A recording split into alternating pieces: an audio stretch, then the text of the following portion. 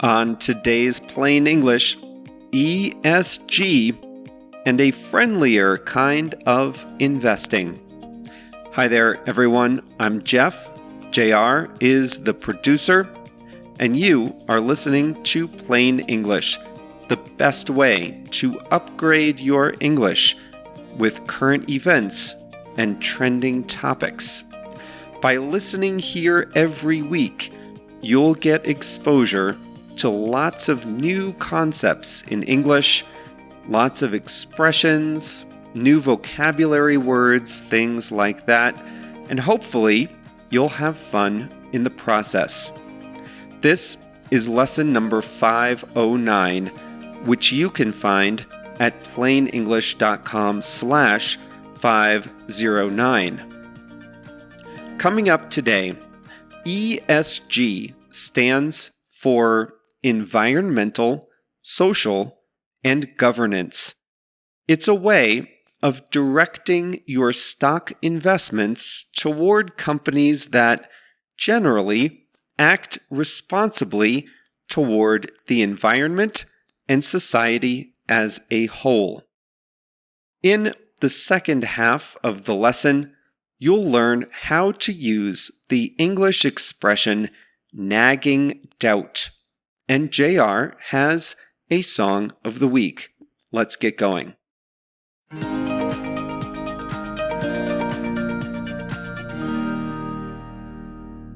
Imagine you have saved some money for the future, and instead of putting it in a savings account, you decide to invest it in the stock market, buying a few diversified index funds of global stocks. An index fund is convenient. You buy as much or as little as you want. The fund invests a little bit in hundreds or thousands of companies, so you get nice broad exposure to the market without having to do much legwork. And imagine that over the years, you check the value of your portfolio of index funds. While it's had its ups and downs, the portfolio is making you a nice return, far better than what you could get in a bank. You feel good about your decision, but you have a few nagging doubts. One of your index funds includes a lot of ExxonMobil stock, and you don't believe that ExxonMobil is doing enough to avoid the damaging effects of climate change, at least not like some energy companies in Europe are doing. And you also notice that at least for a while, the index funds included stock in Wirecard, a German company that blew up after an accounting scandal, something that could have been prevented if they had better controls, not to mention stronger ethics. And you see, too, that your index funds also include the gun maker Smith & Wesson. You remember hearing the company opposed gun laws in the United States after a mass shooting at a school. So you look again at your portfolio value and you're happy with the number, but maybe you're not so happy about how you got there. Isn't there a way to make a good return without investing in companies that do things you don't believe in? Enter ESG investing. ESG stands for environmental, social, and governance. The idea is that investors, including mutual funds and index funds, can choose to invest in companies that act responsibly with respect to the environment and society at large, and which have good management controls. The idea is, not all companies, and not all profitable companies, are equal in their impact on the wider world.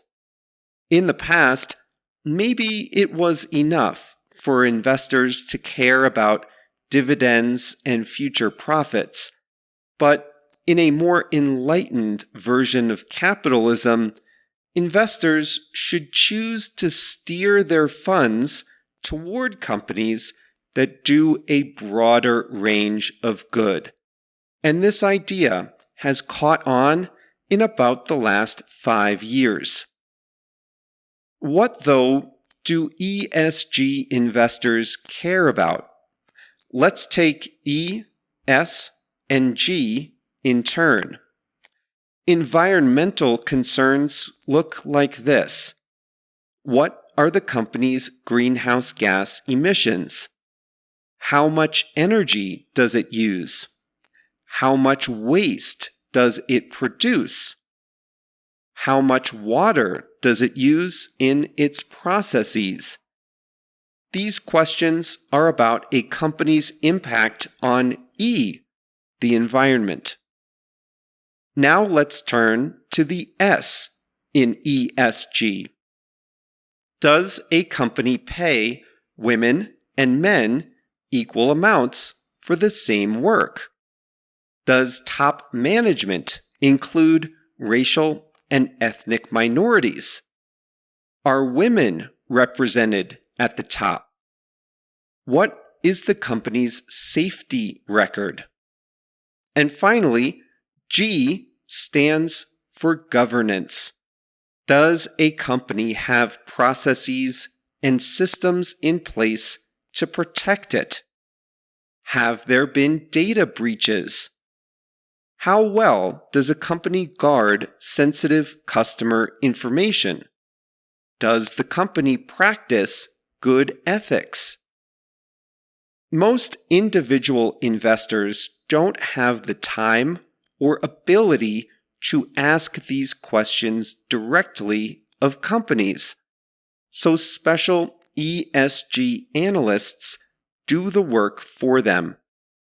Using publicly available data and interviews with management, ESG analysts produce scorecards that evaluate companies on a range of ESG metrics. That way, individual investors can read those reports and decide where to direct their investments. But even that, realistically, is more work than individual investors can do. So mutual fund companies and index fund sponsors have introduced ESG funds. Instead of including all companies in a given industry or index, these ESG funds only include those companies that meet certain ESG criteria. That way, buyers of the ESG index funds can rest assured that their investments won't go to companies that don't act responsibly. Not only that, but sponsors of these funds promise that ESG funds will make the same return, or even a better return, because high-scoring ESG companies are stronger companies in the long run. So individual investors can buy an ESG fund, only invest in responsible companies, not have to do much work, and still make a better return than a traditional index fund approach. It is a tantalizing prospect, but the whole idea is built on a weak foundation. Next week, we'll talk about why 2022 will be remembered as the year in which the cracks in the ESG foundation began to show.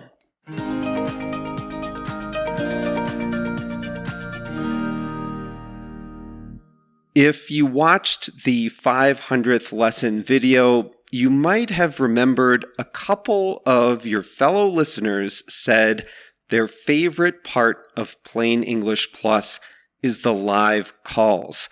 And so I thought I'd take just a moment to share what our live calls are typically like. We do them on Zoom, and they start at all different times so that everyone can join during waking hours. They're about an hour each, and we have a nice discussion about a recent plain English topic. One of our favorite call topics was about Google Maps. So you remember we talked about all the features in Google Maps in lesson 477. Well, after that, we had a live call where the individual members gave us a Google Maps tour of their hometowns.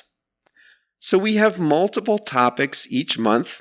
They're on Zoom, and the links are sent out in advance to all Plus members. If that sounds like something you can use in your English studies, then come check out the Plus membership at plainenglish.com/plus, plainenglish.com/PLUS.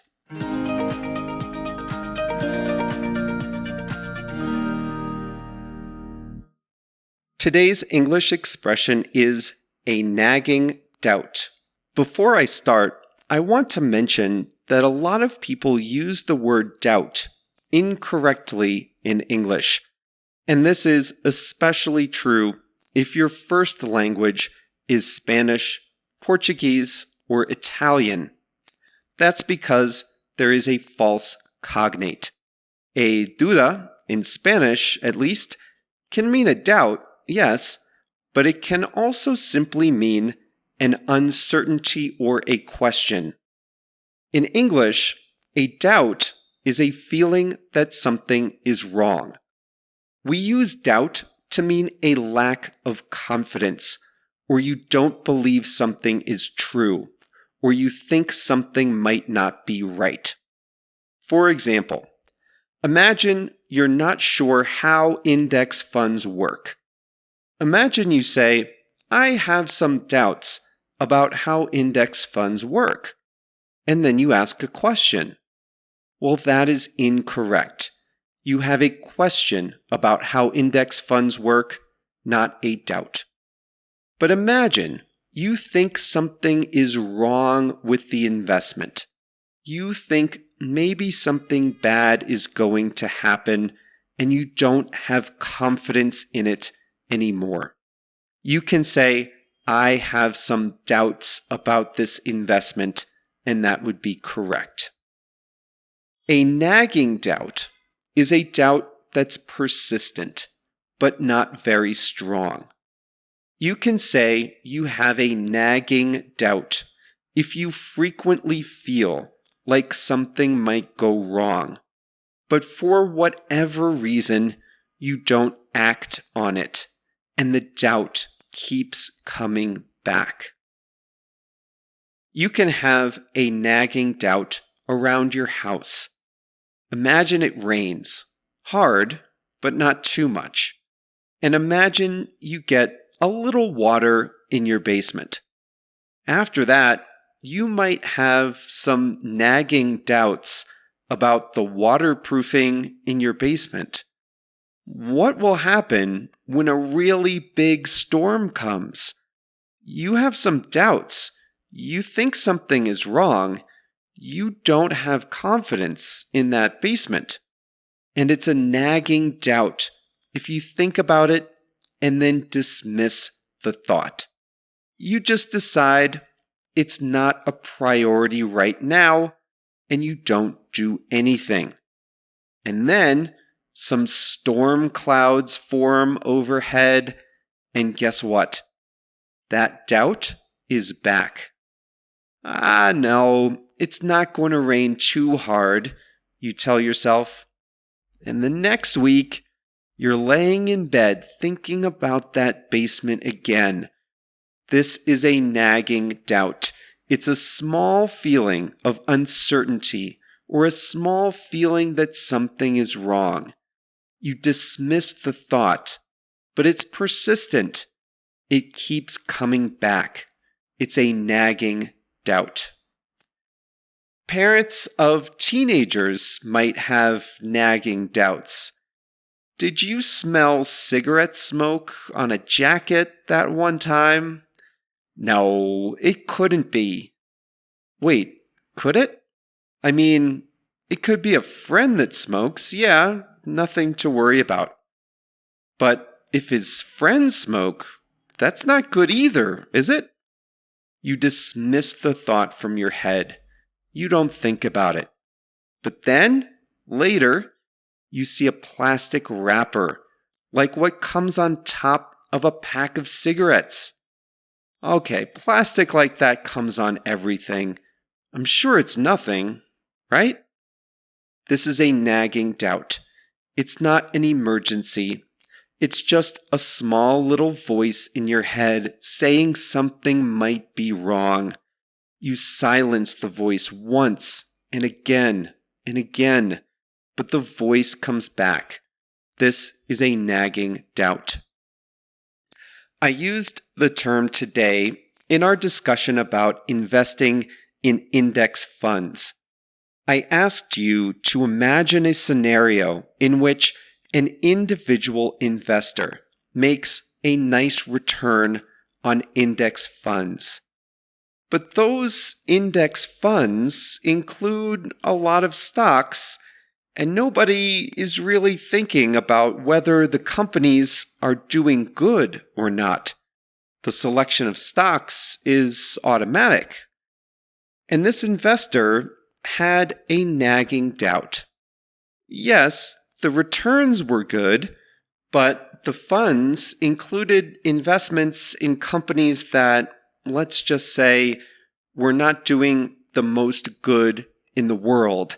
Companies that might have been polluting the environment more than necessary. Companies that might have been careless with customer data, that might have lobbied the government for some unsavory things. And that investor, I asked you to imagine, that investor had some nagging doubts.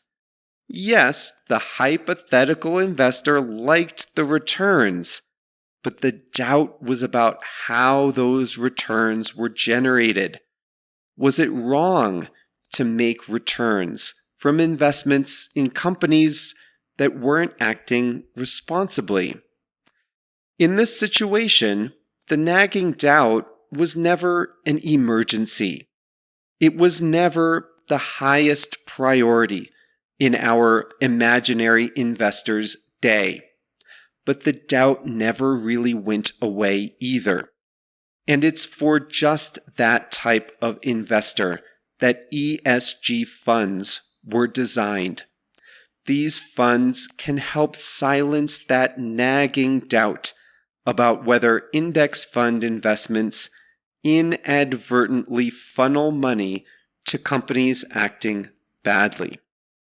But now, some ESG investors have some nagging doubts of their own. Does ESG investing even work? And can anyone even agree on what all of the parts mean? And remember those people who said that ESG funds can make even more money than traditional investments?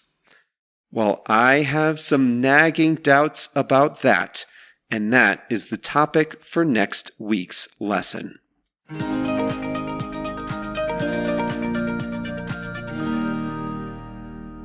It's Thursday, so JR has selected a song of the week. Here's the song he picked for today, Dancing in the Moonlight by Top Loader. This is a remake of a really famous song of the same name from the early 1970s. The writer, Sherman Kelly, wrote the song after he was attacked by gang members, and he envisioned an alternate world of peace and celebration of life. And so the lyrics, despite coming from a negative event, are incredibly positive. And this is a good version too, by Top Loader. Dancing in the Moonlight is the song of the week. Thanks, JR. And that's all for today's Plain English. Congratulations on reaching the end of yet another one. As one member said in that 500th lesson video, there are so many, and no matter how many you listen to, you're doing great. You're making great progress together with a fantastic community around the world. We'll be back on Monday with number 510. See you then.